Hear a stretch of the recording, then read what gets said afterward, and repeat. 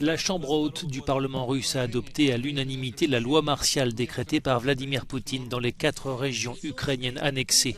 Une façon pour Moscou d'asseoir un peu plus son autorité sur ces territoires conquis par la force et de dissuader toute contestation. Pendant ce temps au Kremlin, Vladimir Poutine a une nouvelle fois justifié la campagne de bombardement menée depuis plus d'une semaine sur plusieurs régions ukrainiennes.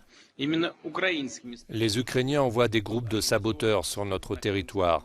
Les forces spéciales ukrainiennes ont organisé l'explosion du pont de Crimée et elles ont commis des attentats terroristes dans d'autres régions russes, y compris dans des lieux de rassemblement de masse liés au transport, à l'énergie, y compris des centrales nucléaires.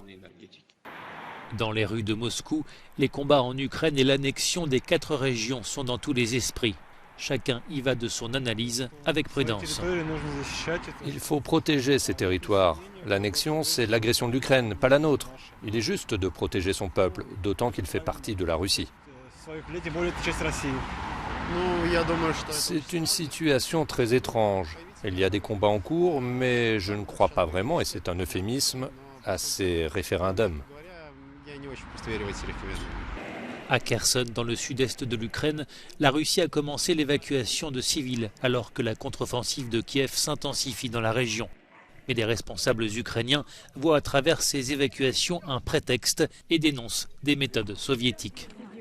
Nous comprenons tous que cette évacuation équivaut à une déportation. Son but est de créer une sorte de panique à Kherson. Ces évacuations interviennent alors que l'armée russe est sur la défensive sur plusieurs fronts. Vladimir Poutine se trouve désormais dans une situation incroyablement difficile, a résumé le président américain Joe Biden.